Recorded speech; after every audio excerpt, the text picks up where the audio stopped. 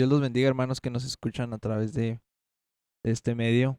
Eh, en este programa que se llama Cantando con Entendimiento, que está basado en 1 Corintios capítulo 14, versículo 15, que dice que pues oraré con el espíritu, pero oraré también con el entendimiento, cantaré con el espíritu, pero cantaré también con el entendimiento.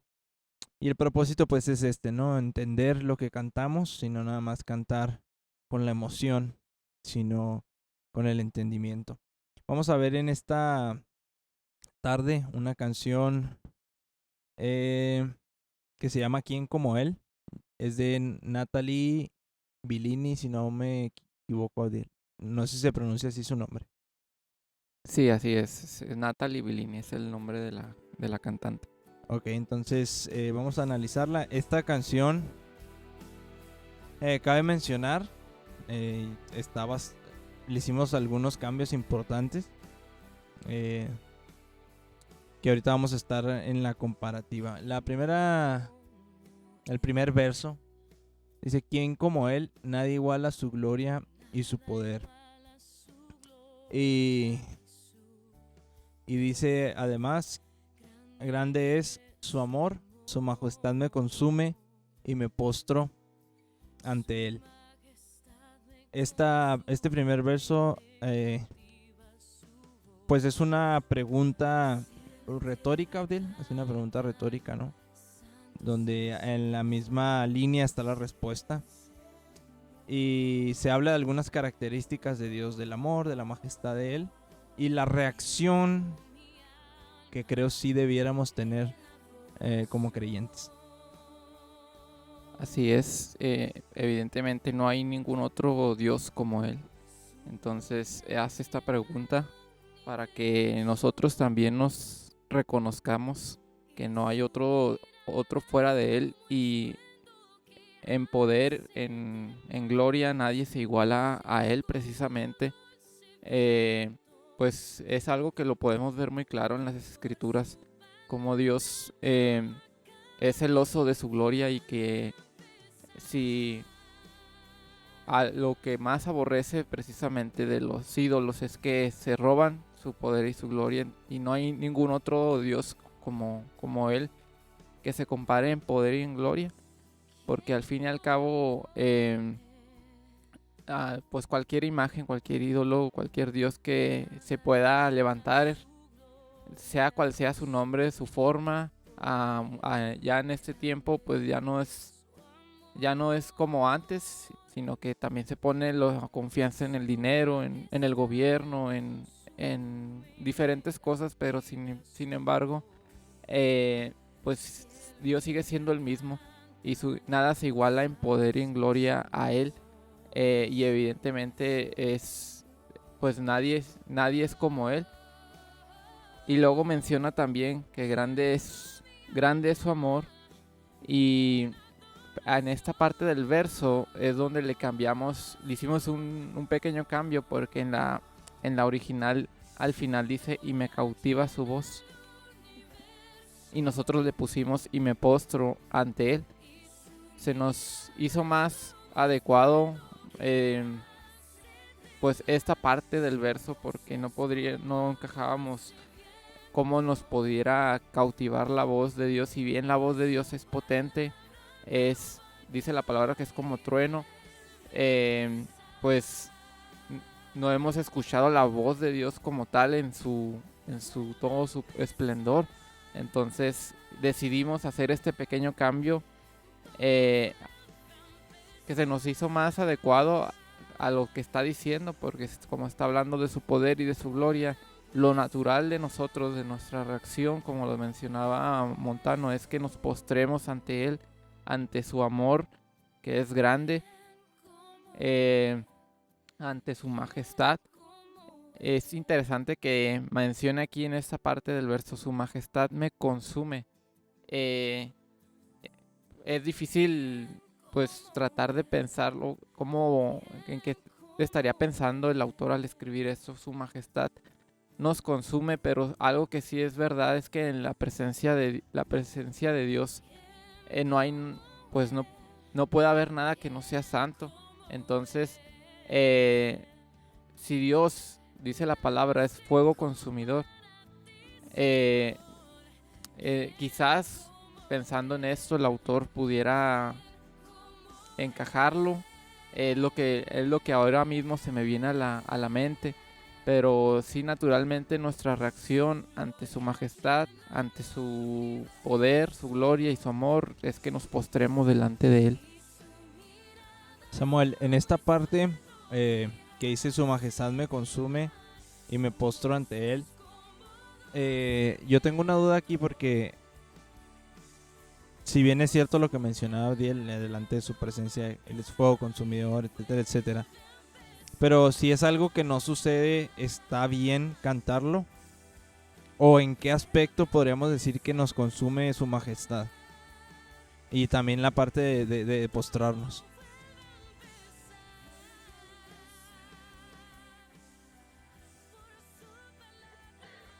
¿Qué tal? Un saludo para todos. Pues esa, la parte que yo primero cuestionaría es la parte de postrarse. Evidentemente, si nunca nos postramos delante de Dios, pues no tiene mucho sentido que lo digamos de esta manera. Ah, a no ser que estuviéramos hablando en futuro de cuando ah, Jesús regrese o cuando estemos delante de la presencia de Dios en algún momento. De otra manera, pues no tiene mucha, como dices, mucho sentido que cantemos algo que no sucede. Y lo de la parte de la majestad, ese es, pues, la única explicación que yo puedo encontrar es que es algo real, que si estuviéramos delante de la majestad de Dios en este momento, pues seríamos consumidos definitivamente. Y es lo único que se me viene a la mente, porque de otra manera, ah, pues lo único cierto es que nunca hemos estado delante de la majestad de Dios. Pero no se toma Entonces, como afirmación esto. O sea, no estás diciendo su majestad me consume. pues sí, es una afirmación ah, que de todas maneras, repito, es cierta. En este momento la majestad de Dios nos podría consumir a cualquiera que estuviéramos en frente de Él. Lo cierto es algo, es que no pasa, es que no estamos delante de la majestad y por eso no pasa. Alguien se pudiera, el autor pudiera mencionar quizás, pero sí es una frase un poco que le falta, yo creo, un poco de pulirla. eh, pero quizás, repito, yo entiendo por esa parte el sentido de si estuviéramos delante de la majestad de Dios, pues los resultados serían que seríamos consumidos inmediatamente. De otra manera es difícil tratar de darle un sentido cierto a esta frase. Quizás sería una frase que se pudiera pulir para no dejar lugar a dudas. Ahora, Abdiel, porque pues sí, hablamos de la majestad de Dios en todo su esplendor aquí, ¿no? Como una posibilidad.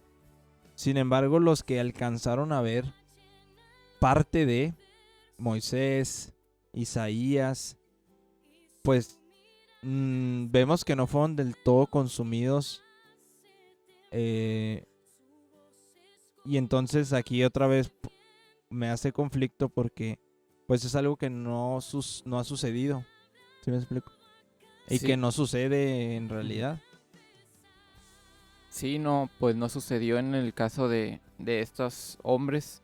Sin embargo, pues lo que pudiera yo rescatar de esto es que la, la actitud y la reacción de estos hombres cuando vieron aquello fue que ellos asumieron que iban a ser consumidos o incluso se asustaron, se, se postraron.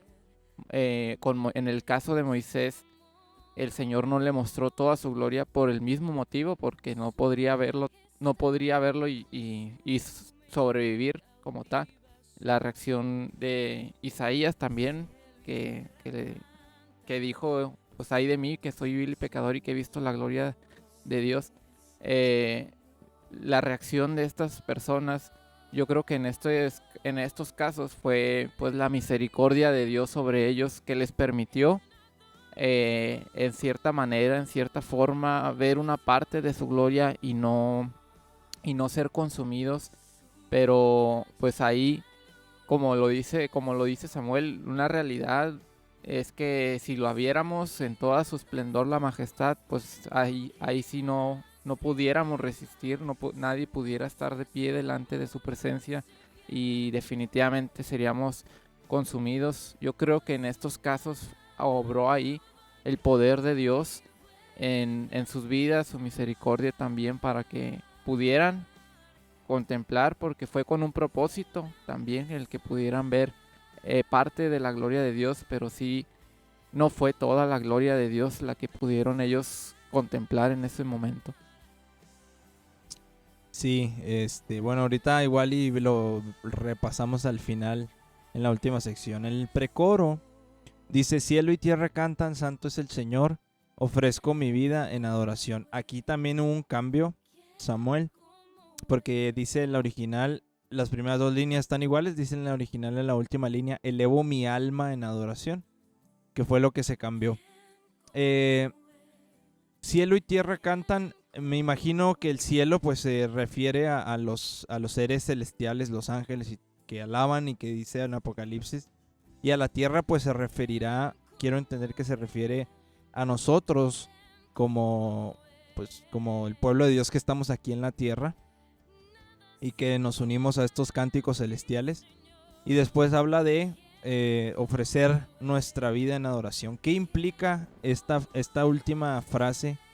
El yo decirle a Dios, aquí está mi vida en adoración.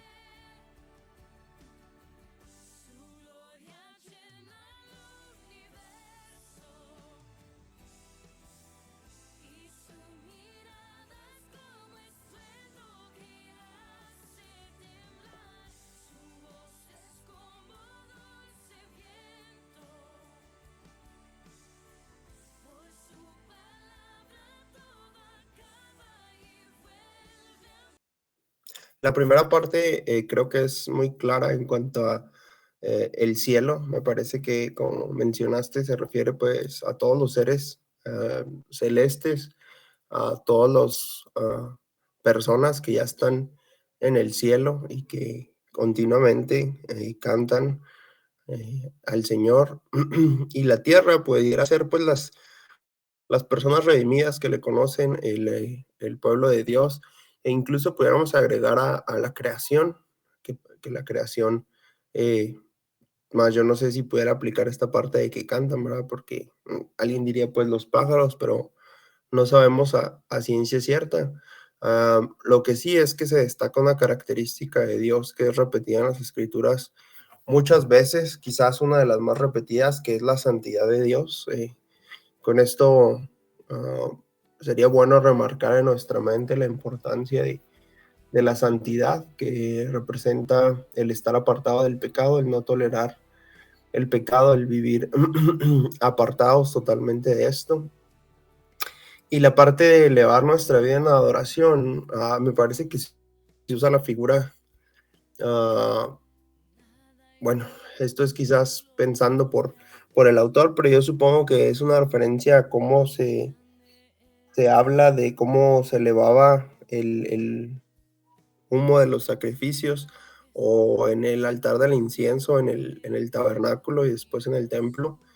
Eh, quizás lo cierto es que si nosotros proclamamos esta frase, debería ser así en nuestra vida, que en todo momento y no solamente cuando nos reunimos pudiéramos adorar a Dios, que cada día pudiéramos estar adorando a Dios, que en donde andemos o estemos haciendo lo que estemos haciendo, que nuestra vida adoremos a Dios.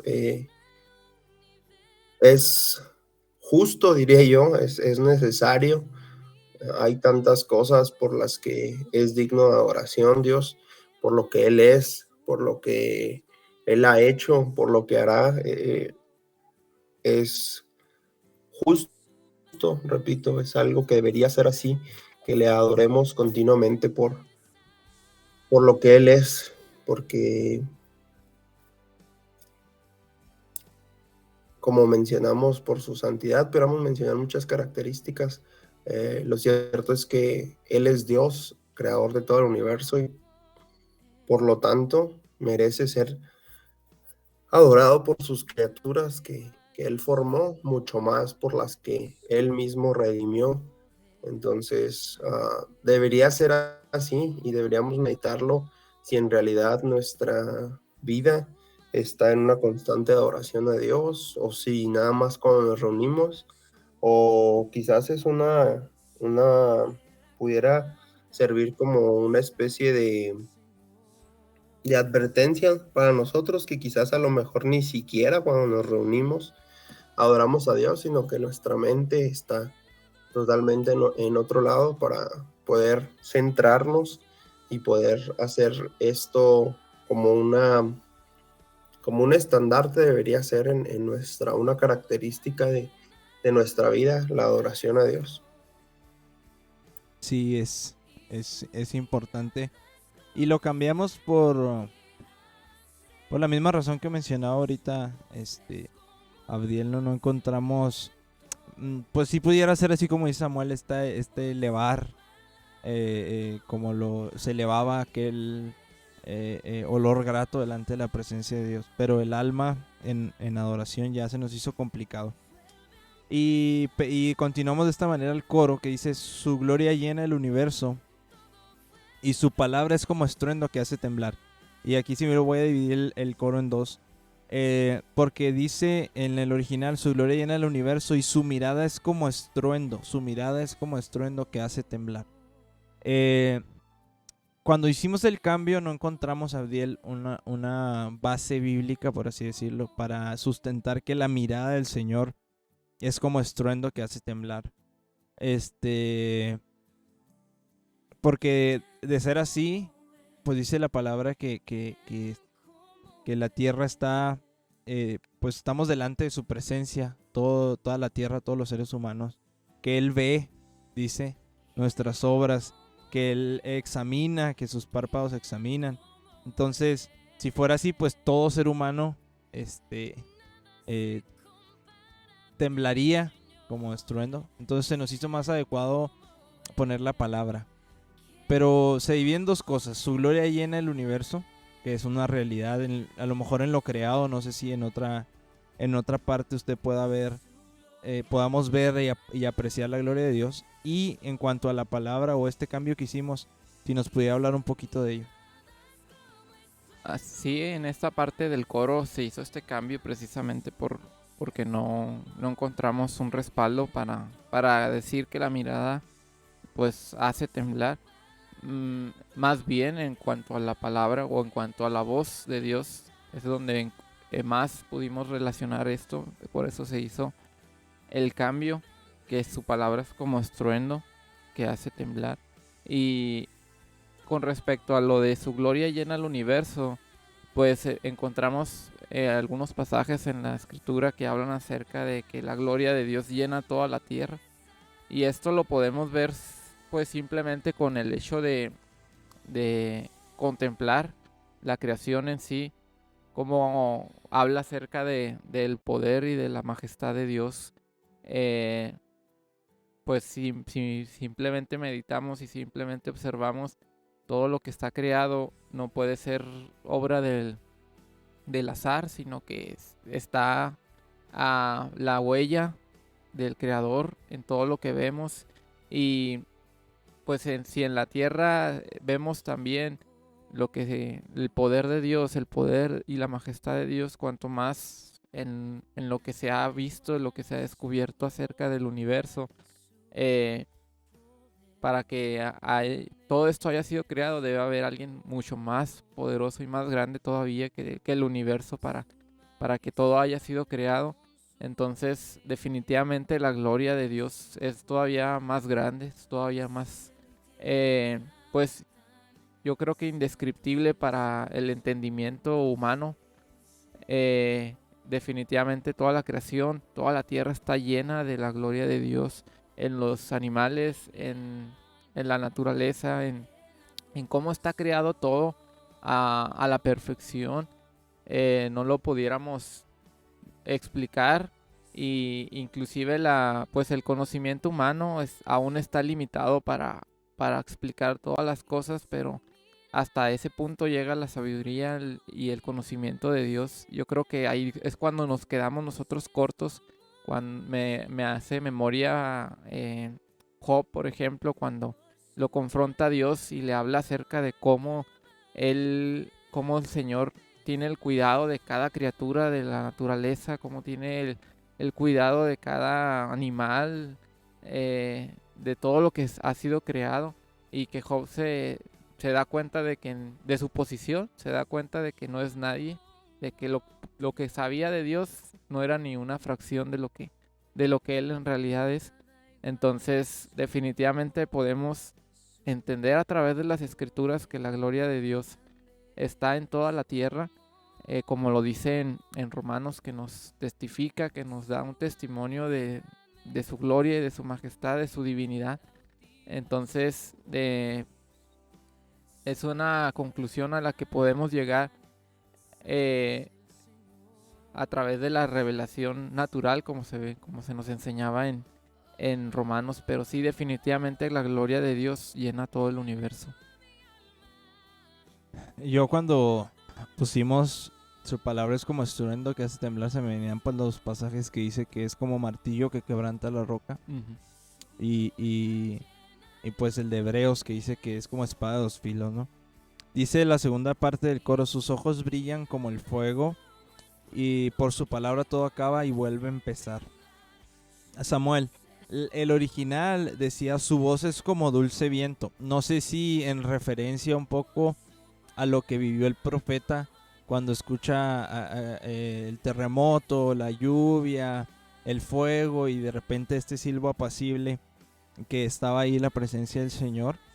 Y la segunda parte es una frase que me llama la atención, porque ¿en qué sentido podríamos mencionar que por la palabra de Dios todo acaba y vuelve a empezar?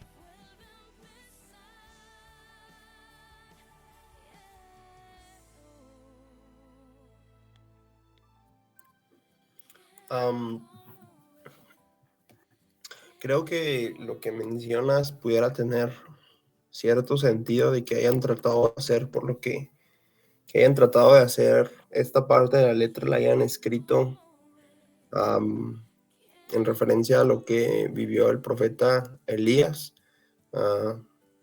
Pero si no mal recuerdo, las palabras que vienen en la escritura es un silbido apacible, me parece, ¿no? Sí, Sí. sí. Yo no sé qué tiene que ver un silbido apacible con dulce viento, pero no sé, a mí siempre la voz de Dios, cuando me recuerdo en las escrituras, me hace referencia más a estruendo de muchas aguas. Es lo primero que se me viene a que varias personas que escuchaban la voz de Dios mencionan esto. Me recuerda mucho una vez que fuimos al estado de Sinaloa y nos quedamos en una casa que estaba muy cerca de la playa, y en la noche cuando el mar rugía y chocaba contra la costa, es un ruido imponente que da miedo, mucho más me imagino que la voz de Dios debe ser algo parecido, por lo que las escrituras mencionan de gente que escuchó la voz de Dios. Yo no sé, esta parte del dulce viento, me parece más acertado lo que ustedes, la modificación que se hizo, que si no mal recuerdo es algo que está en Apocalipsis, y la parte de por su palabra todo acaba y vuelve a empezar. Lo que se me viene a la mente es Génesis 1, todo, absolutamente el universo empezó por la palabra de Dios, por lo que Él dijo, sea la luz, y fue la luz. Cada vez que Él habló, algo nuevo fue creado.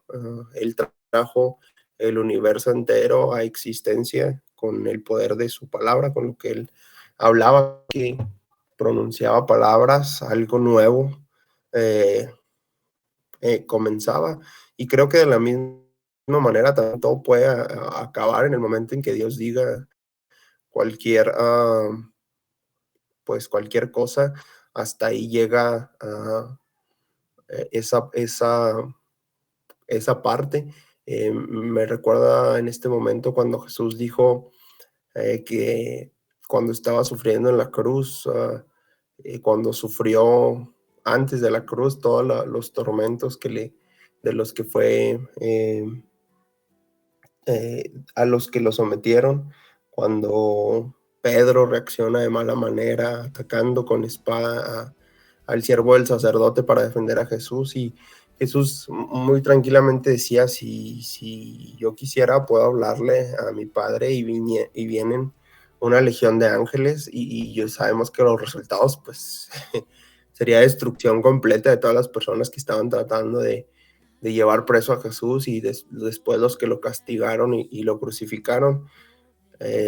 Y así es, en ese momento todo aquello hubiera acabado, aquel intento de llevárselo delante de las autoridades, o el castigo o la crucifixión, se hubiera acabado con una palabra de Jesús. En ese momento, si él le hubiera dicho, Padre, hasta aquí, pues en ese momento se hubiera acabado todo, y cualquier cosa, repito, que él mencione que hasta ahí llega, me parece que es el fin de ello. A mí siempre me ha parecido que es así respecto a la vida de los seres humanos, que Dios tiene un tiempo establecido, una fecha para las personas, y cuando Él dice que hasta ahí llega esa persona, no importa lo que esté haciendo la persona, esa persona no va a pasar de ese día, de ese minuto, de ese segundo, hasta ahí su vida va a terminar en esta tierra. Entonces, creo que en este respecto es la forma en que yo lo entiendo, que cuando Dios habla,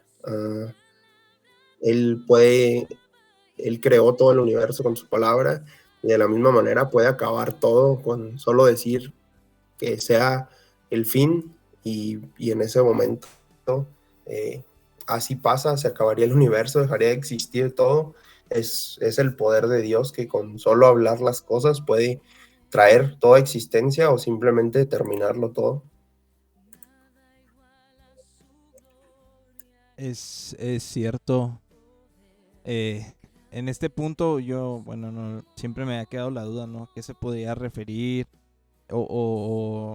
Pero es claro como lo mencionas. Y por último viene el puente, que es un puente pues sencillo, Abdiel, que es una pregunta: ¿cómo inicia la canción? ¿Quién como él? Que se repite varias veces. Ciertamente pues no hay nadie como él. Sí, y esta pregunta también la vemos en la escritura repetidamente, pues para, no para comparar, pero sí para exaltar y eh, engrandecer la gloria de Dios con respecto a los demás ídolos, con respecto a los demás dioses que había.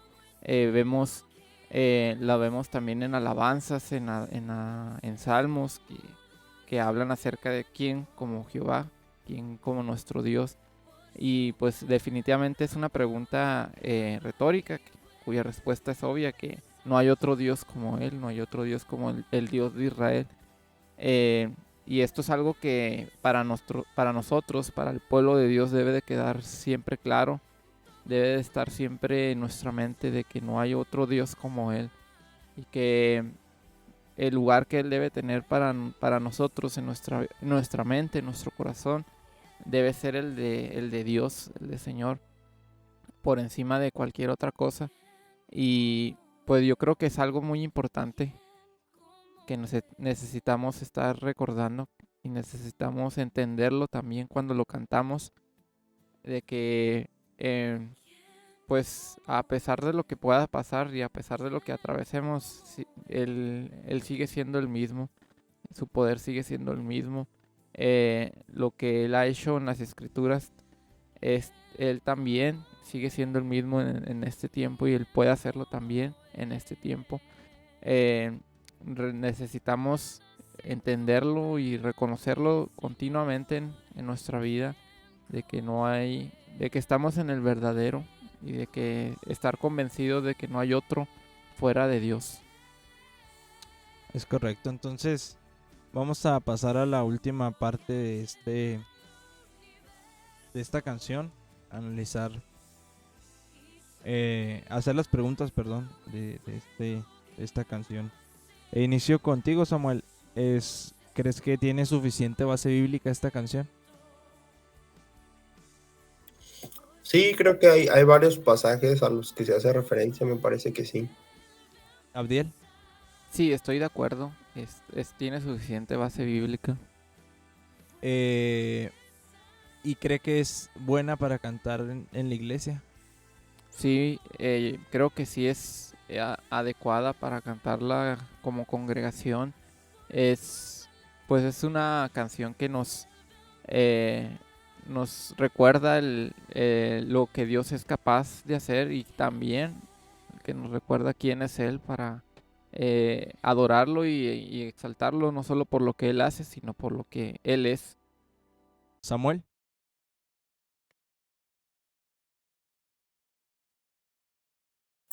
Me parece que sí es buena. Creo que, perdón, en ocasiones, al menos esta canción a mí me recuerda en momentos de aflicción o de prueba por las que pasamos, que creemos que la situación está fuera del alcance de cualquier persona, o vemos imposibilidades muchas veces.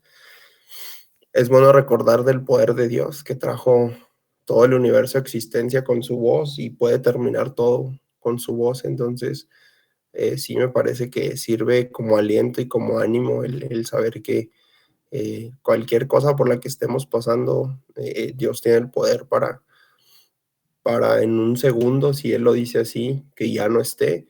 Y si no ha pasado, debemos tener la conciencia de que hay un plan, de que por algo Dios no ha quitado aquello que nos está haciendo pesado o que nos está afligiendo.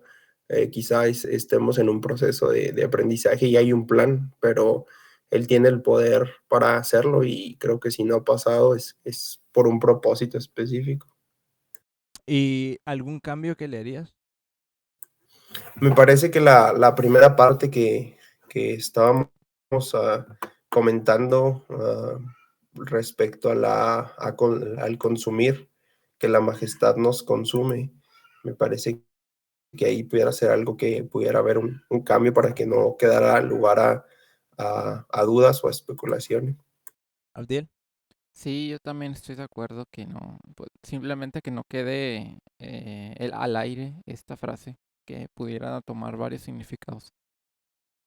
Bueno, entonces, pues ahí nos quedamos con tarea. No, creo que no nos alcanza a ver otra canción. Entonces, les agradecemos por escucharnos. Gracias, Abdiel, por su tiempo. Un saludo, hermanos, Dios los bendiga. Samuel, gracias. Un saludo a todos, Dios los bendiga. Natalia, gracias. Dios los bendiga, hermanos.